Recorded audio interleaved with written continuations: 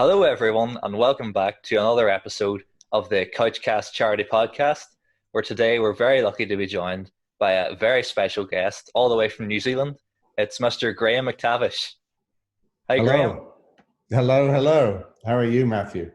I'm all good. How are you keeping yourself? Good. Yes, not bad at all. It's raining in New Zealand, but it might be raining in Northern Ireland as well. I'm not sure. Well, Is it raining up there?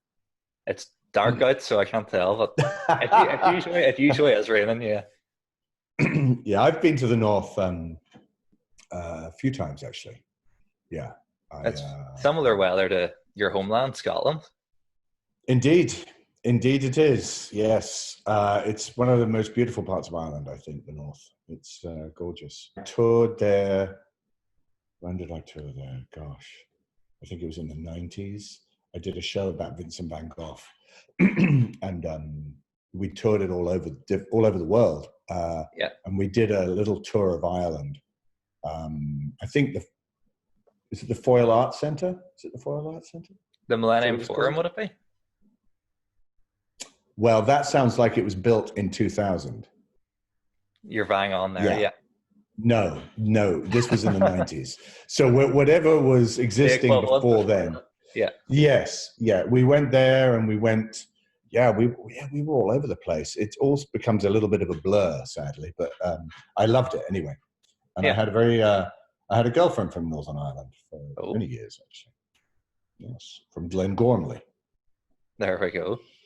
Well, speaking about your acting career, we're going to segue on to more questions about that, and not your girlfriend from Northern Ireland. No, let's not. Let's not dwell too long on my girlfriend from Northern Ireland. Yeah, lovely woman, but yes. So, what was the first thing that made you think, I want to be an actor? What made you go down that route? I've been asked this a lot, and it's interesting. I think, I don't know about you in your own life, but I think a lot of things happen to us in our lives by accident. Mm-hmm. I think that we take forks in the road in our life that we don't realize at the time represent a fork, that you go down one road and that will lead one place, and if you go down the other, it'll lead to a different place. And my passion was writing. Mm-hmm. I used to write books when I was a teenager, sort of adventure novels. So that was my big thing. I would sit up in my room with a typewriter, banging away, writing these books. And I really loved it. And that's what I wanted to be. I wanted to be a writer. And I also used to write comic sketches with my then best friend at school. And we didn't really trust anybody else to perform them. And so we would perform them.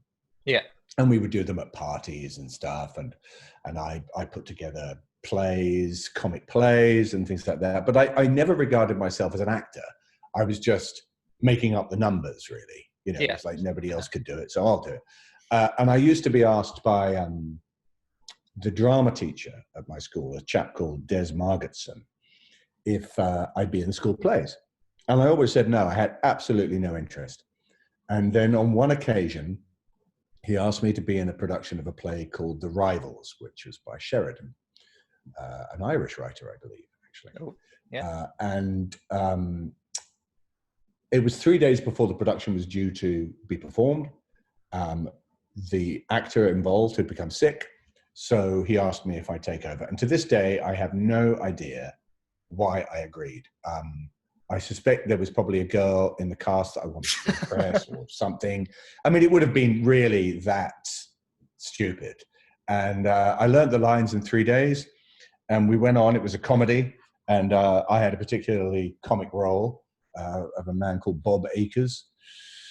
And it went really well. People laughed, then they applauded. And I thought, this is okay. I like this. And I kind of, I thought, I enjoyed that. I really did. It made a big impression on me. And then shortly afterwards, when I left school, I was taking a year out between school and university.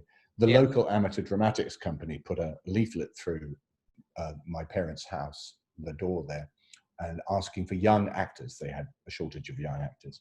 And I had this leaflet, And I gave it to my mum and I said, do you think I should do this? Do you think I should do this? Go along? And she said, yes, I think you should. And it was that. I went. Start of it all, yeah. I went to the local church hall, St. Peter's Church, and met the people and started doing plays with them. And that was that. And I've always thought about that, in one's life, these moments, my mother could easily have said, nope. Oh, yeah, exactly. Why do you want to do that? Don't do that. Oh, I think it would be a bit of a waste of time, or why don't you do this instead? And that would have had a powerful effect on me. But I was very lucky that my parents, particularly my mother, never stood in the way of anything like that. She was always very encouraging. And I'm sure it worried her hugely, especially when I decided to take it up as a job. I'm sure she was absolutely terrified. But she always supported me. And I think that's a lesson that I've always tried to remember for my own children as well. And that's what they always say. Everything always happens for a reason. And did you expect your career to take off to the levels it has when you were sitting there in that? It's a terrible, strange thing. I guess I just suffer from enormous arrogance.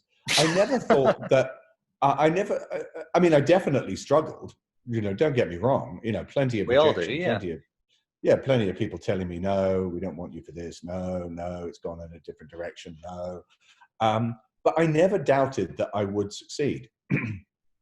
And I think, acting, like a lot of things, especially things that are self-generated to some degree and that are involved in the arts, you need to have this sort of quite ridiculous level of self-belief in order to keep going. Because it's that fire, Yes, you will constantly be being told that this is a really bad idea and stop doing it.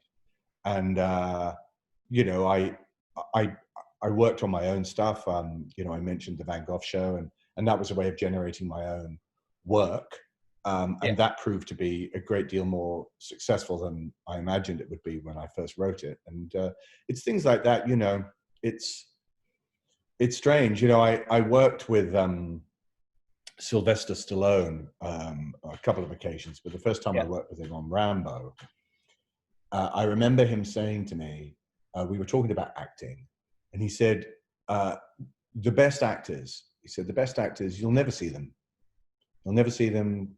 A lot of them will never do a job. They'll never be in a play. And that's why I think, and he certainly agrees with this, that success in the acting world, there's luck, there's talent, and then there's tenacity.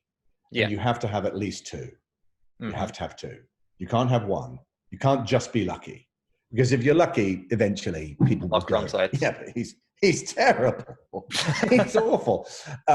Although some people manage to keep that going for quite a while. But you do need two. And I've definitely had my fair share of luck, and I've definitely been tenacious, and hopefully I've got a modicum of talent. So it's enough, I guess. Well, I'd say you have a good mix of all three. That's just my biased opinion. Thank you. And you mentioned about Sylvester Stallone, and I believe you're one of, if not the only actor that starred alongside him both as Rambo and as Rocky. So how does that feel? The only one. Yeah, the only one. Yes, I remember saying that to him when I came to do Creed. I mentioned it to him, and he went, "Yeah, you're right. You're right. that's amazing." Yeah. And I'm ridiculously proud of that fact, because I grew up with those films. Yeah. I grew up with Rocky, and I grew up with Rambo. And I remember when I was doing the Rambo movie, there was a very, very strong memory of, there was a scene where I'm telling him he's got to stay on the boat, and he's coming off the boat, and we're having this argument. Like our characters were constantly arguing, and it was very improvised, actually. Most of the dialogue. He's a huge exponent of improvisation, which I was really surprised by.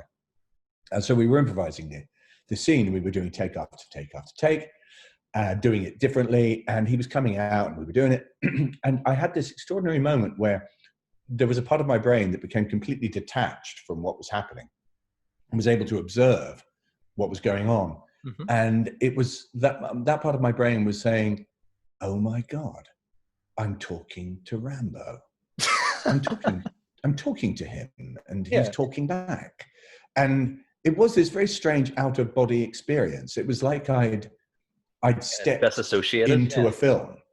It's like I was watching a film, and now I'm in it, and everyone's talking to me, and I'm part of it. And it was a very strange feeling, and I've never forgotten it. But he was great to work with. He was really good. What's he like? He's obviously a massive presence on screen. What's he like behind the scenes?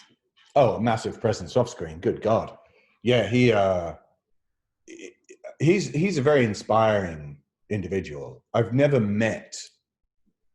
think I've ever met anybody who's quite as driven as him. He is an extraordinarily driven individual. This is a man who has made a great success of his life many times over, really, but never slows down. Never slows down. He worked harder than anybody else on that film. He worked in every department. He was constantly chivying people along. The amount of times I would hear him just shouting from the distance, "What are we waiting for? What are we waiting for?" And he would come in and work on different things, and makeup department, everything. So the guy, he's very funny. He's very bright. Deeply politically incorrect, but very funny with it. Very, very funny with it. Good grief. I kept a journal during the making of that, and just mainly because he would say something every day that you wouldn't believe. You would go, "Oh my God, I can't believe he said that. That's incredible." And then you would go, and it was brilliant. It was brilliant. It was like comic genius. He would come up with that stuff. I would go home and write it down. But yeah, it was very. He's one of those people. If you work hard, he will support you 100%, and he's very loyal. But if you don't work hard, well, he comes down like a ton of bricks. That's when Rambo comes out. It's not so good. So we're going to segue now on to more questions about the Hobbit trilogy, where you played Dwalin, who's one of Thorin's right-hand men. But you didn't have a lot to build that character off from the books, because it focuses on Bilbo's story. So how did you bring him to life? Well, certainly, the dwarves in The Hobbit, with possibly the exception of Thorin in the book, are sketchily drawn. Yeah. You really have nothing to. I think it's just basically the different colors of their hoods is what distinguishes them, really. But in the film, well, we had a preparation time. We had about 2-3 months of dwarf boot camp, where we worked on a lot of that stuff. Family relationships, friendships. And really, I came to the conclusion that Dwalin was somebody who, again, was very loyal to the people he trusted. Yeah. But you had to earn that trust. So really, in terms of the rest of the dwarves, with the exception of Thorin and Balin, I don't think Dwalin trusted any of them. Certainly didn't trust Bilbo. And that's where I took it from. I based it a lot on a certain type of Scotsman that you can encounter on almost any day of the week. And indeed, I'm sure it's the same in Ireland. Those kind of people who things are just very black and white. Yeah. It's like, you're my friend. If you're not my friend, well, you're kind of my enemy. Just, and that's the principle by which Dwalin lived. So yeah, I based some of it on my dad, for sure. Yeah. Just, he wasn't quite like Dwalin, but he was certainly, a working class Glaswegian born in the 1920s with all that came with that. So not overly affectionate, but just very, strong and tough, and he'd follow through on something that he committed to. Yeah. So I based him on that to some extent. So Peter Jackson effectively gave you complete freedom to kind of form your own interpretations. Yeah. You obviously base a lot of it on what happens in the script. Mm-hmm. And in the script, Dwalin is somebody that is suspicious of Bilbo. the most suspicious of all of the dwarves of Bilbo. He's somebody that doesn't suffer fools gladly in the script. Yeah. And so you use that obviously as a foundation to inform all of your behavior. So if you're that way inclined, then, you know, he's not going to be the one that's going to be cracking the jokes and making everyone laugh. Yeah. He's going to be the one in the corner, literally sharpening his axes. That's what he's going to be doing. Yeah. Just so that he's constantly prepared for action. Yeah. Of which there was a lot. You named Dwallin's axes as well, didn't you? I did, yes. Well, that's one of the great things about the way Peter operates, the way Peter Jackson operates, and the way Weta Workshop, who made all the weapons and the armor and the prosthetics and everything, they work that way as well. They're very collaborative. So right from the get-go, we were all invited to contribute to how those weapons looked and everything about them. So we had a huge input. And my input was that I saw Dwalin's axes as being very utilitarian. They were tools. They weren't flash. They weren't kind of beautifully engraved with sort of, you know, gold or jewels. They were just things to kill people with. Yeah, that's what they were for. So that was part of my input in terms of that. Same with the Warhammer and stuff. But with the names, I'd always remembered, I'm a great fan of 19th century literature, and the Brontes are one of the people I'm so interested in. And Emily Bronte had two hounds, enormous hounds. And Emily Bronte was tiny. I don't think she was even 5 foot tall. And she had this iron control over these dogs. And they were called Grasper and Keeper. And she famously pulled them apart while they were fighting, while nobody else could do it. She just went in there, 4'11", basically just grabbed hold of that one. I think she actually punched one of them in the face once. Yeah, she was a tough woman. Died on her feet. She refused to lie down. She died on her feet. But so anyway, Grasper and Keeper. And I mentioned this to Peter. We had what's called a show and tell. So they put you in all your gear, and you come in, and Peter sits there with Fran and Philippa, and they decide, oh yeah, maybe we could do this. And I said, listen, Pete, you know, it's just an idea, but I think Dwalin's the kind of person that would name his weapons. Yeah. They would do that. Even if he never told anybody what the names were, he would know what they were.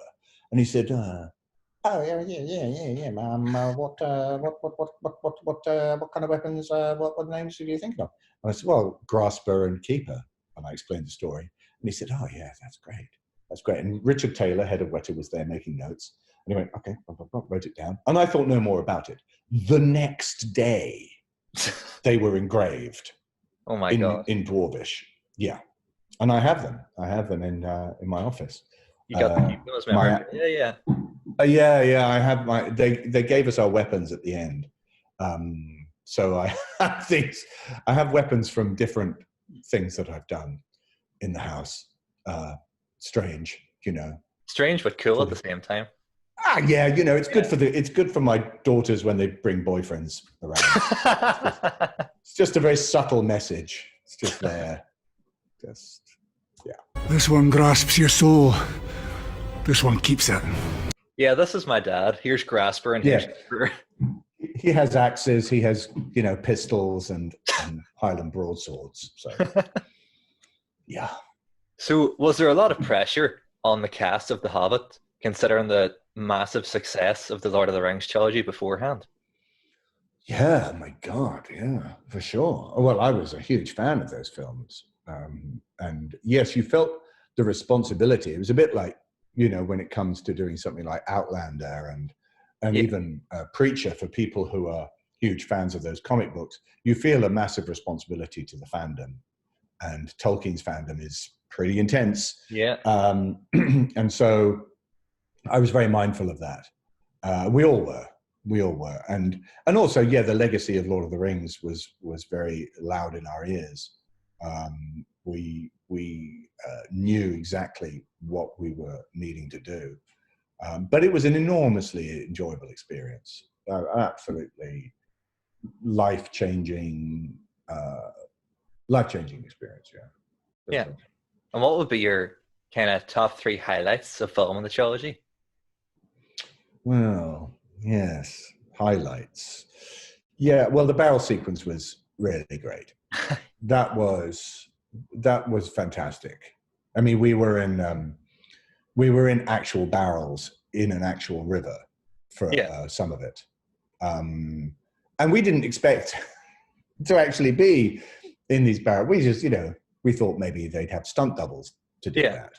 But, no, we were just stuffed into these things, and just set adrift in a white band, literally, a whitewater river, and they just turned the cameras on, and so we were frantically paddling for our lives, trying to get to the shore, and they filmed it. Like, we did that like 6 or 7 times, and then they built an indoor river, a circular river, inside an old car factory that Peter owned.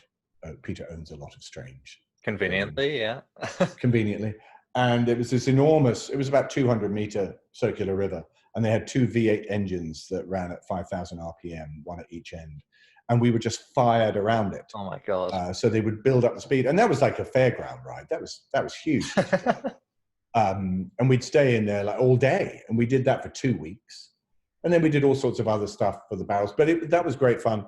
What was it? What would the other 2 be? Gosh. Oh, I get, well, definitely my first day's filming, which was when I arrived at the famous green door of Bag End, and I was the first dwarf to go through the doors. So I was the first on set. And the first thing I shot was me knocking on the door and Bilbo opening it. And I mean, it was so symbolic, I guess, because this was the beginning of, obviously, the journey in the movie for the character, but it was also the beginning of my journey. And I can remember very distinctly standing there and then putting on my full outfit. So I was fully loaded up, which weighed about 70 pounds, the weight of the costume and the weapons and everything like that with the cloak. 70 pounds over my body weight. And I was standing there, and I can remember them fastening the cloak, getting it all in position, them touching up the makeup, and then we're ready to go. And I'm standing at the door, and Peter's there, and he says, okay, and action. And I knock on the door, and then the door swung open. And I remember thinking, yeah, that's pretty amazing. I'm walking into Bag End now. And so I've always been really appreciative of those moments. Yeah. Where you're actually able to step outside of something and really appreciate its significance to you in that moment. So that would be another one. And well, I mean, highlight might be not the right word for it, but when we had 400 pounds of fish poured on our heads in the barrels, where we're looking at Bard, that was intense. Yeah. We, originally they were only supposed to go up to middle of our chest, but Peter decided that wasn't enough. So he said more fish. And I mean, of course, none of this had been tested. It hadn't been tested. The fish on you. Nobody, I mean, they tested a stuntman up to there, but they hadn't tested us or anybody with literally being buried in fish. Real fish. This is not, they weren't fake fish, real fish. And so the first person to have it done with that was Adam Brown, who played Ori. And he only revealed on the day that he was actually phobic of fish. Oh my God. Which I didn't even realize you could be phobic of fish, but he was. So he was the first one to have 400 pounds of fish poured on his head. And as I subsequently discovered when I did it, it was literally like being encased in concrete. You couldn't move at all. Yeah. You couldn't even move your little finger. Surrounded on the barrel, And and so the fish act like concrete. They just fill every gap. So you had to create a small pocket of air in front of your face. And when they did it to Adam, he couldn't speak. Yeah. So people were shouting, "Are you okay, Adam?" And even if he could speak, you wouldn't have been able to hear him. Yeah. And so they were just pulling fish out, hoping that he was still alive. Oh and then God. We all had to do it. Oh, insane. But yeah, so those were probably some of the moments. Yes. Yeah, and it's funny you were saying about kind of the magic of it all, because between the company of dwarves and Gandalf and Bilbo, there seemed to be such a family atmosphere. And even there's an interview with Dean and Aidan, who play Feely and Keely, and they're talking about it was the last scene you shot in the Battle of the Five Armies, and you got pretty emotional when it all finished. Oh, very, yeah, very emotional. Oh, I mean, I knew I was going to be very sad, but even I was surprised by how emotional it made me. Peter came on set, you know, and that was a wrap on me for the entire thing. We were all wrapping out on the same day at different times, and I just remember Peter coming up to me and me hugging him and me just bursting into tears that this was over. And it was, even remembering it now, it was an enormously powerful experience, that job. And we did become very close. And I'm still very good friends with a lot of them. I see them regularly. I see Jed Brophy, who played Norrie. I see Adam. I see Dean. I see Stephen Hunter. We all, those guys particularly, we all have stayed very close. Sorry. Cool. Good. Yeah. It was fun. It was a great scene to end on. Yeah. I knew I'd get like this. Oh dear. Well, we haven't started to drink yet, so don't. Oh, it's been such a pleasure. Yeah. Well, that's fantastic that you got something more than just the weapons to keep from that show. Sure, we certainly did. Yes. So we're going to kind of segue quickly on now from acting in your career to more questions about the current global situation. Have you noticed any unexpected benefits of isolation? Yeah, that's an interesting one. Well, I guess, yes, I have. And I feel almost embarrassed about saying it, because I think the effect on so many people has been anything but beneficial. I think it's been a disaster for a lot of people. I really do. I think the economic implications of this are only just beginning to be felt. And in the long term, I think a great many people will suffer. And that's awful. It really is. I mean, for me, you know, I've been writing a book. I'm doing a show called Men in Kilts with Sam Heughan from Outlander. Yeah. And we've been filming that. We filmed a lot of that in September of last year. And Sam and I are writing a book that is a sort of a companion to that. And this has been perfect. You know, I've been months. That was what I was doing just before I started speaking to you, and I'll be doing it after we stop talking. I love history, and I love Scottish history and culture, and this has been a fantastic opportunity. So there's that. And also, I think you realize more the things that truly matter to you. I've been able to connect in ways with friends and family that I kind of hadn't been able to before, because I think, you know, before this all happened, you always thought, oh, well, you know, I'll just see them tomorrow. Exactly. Yeah, I'll go and, you know, next time I'm in Britain, I'll see them or whatever. But this has forced you to really spend time connecting with people, and that's been good. And also the things that I realized that I can completely do without. I mean, I'm quite a solitary person anyway. I mean, I think my lifestyle as an actor, you're constantly moving around and you're meeting new people, and so you don't. Oh, that's the washing machine going on. You don't. You spend a lot of time on your own. So this wasn't new to me. And I think a lot of people have discovered this as well, is the stuff that you thought was important, the things that you bought that you thought were good. And I mean, we just surrounded ourselves with, I think, a lot of crap. Yeah. Basically. And a lot of people are realizing that they don't need it, which in turn has economic implications, because, you know, if people stop spending money, then that's difficult for the economy. But nevertheless, it's, I think, a positive thing that people start to prioritize what what is what really really meaningful matters. in our lives. Yeah. Yes. Yes. And so, how have you been kind of keeping yourself ticking over during isolation, or keeping yourself sane, as some people might say? Well, the writing has been very helpful. Exercise. I exercise almost every day. I do something, cycling, hiking, going to the gym. I've been doing, New Zealand is different from a lot of places. We're able to completely do whatever we want now. Yeah, you've been very lucky. Yeah. Yes. But prior to that, I was working out outside on the deck on my own. So I was doing that, and those sort of things kept me sane. Being here with my children, that's been great because I've actually spent more time with my children recently because of this than I had for a while. So that's been great. Yeah. And so all those things definitely have helped keep me from going round the bend. Yeah. Yes.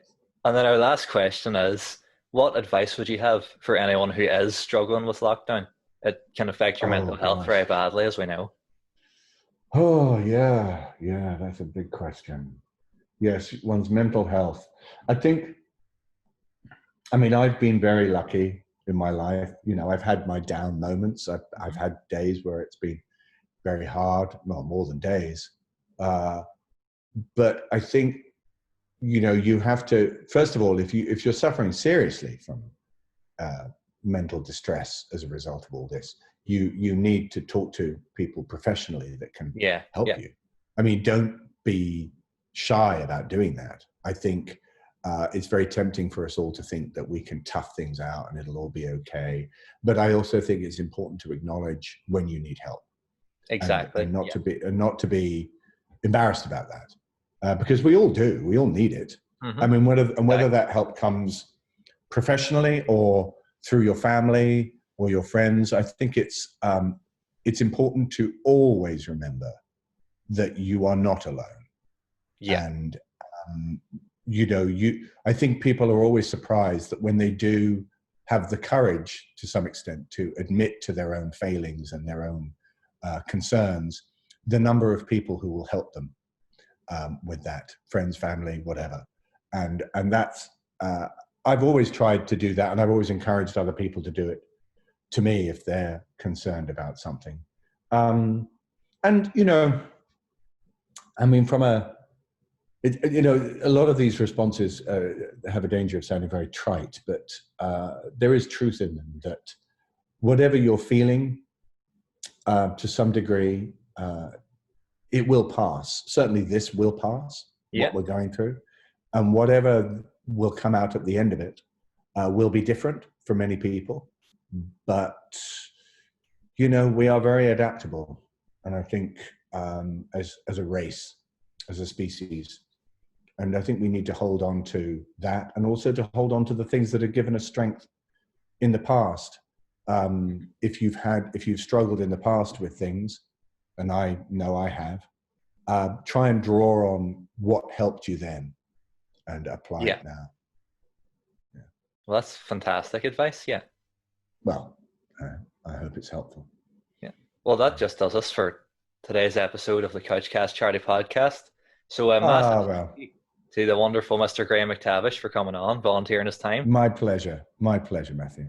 Thank you, Graham, and stay safe. Yeah, you too, mate. Thank you, everyone, and we'll see you all in the next episode. Bye. You will. Take care. Bye-bye.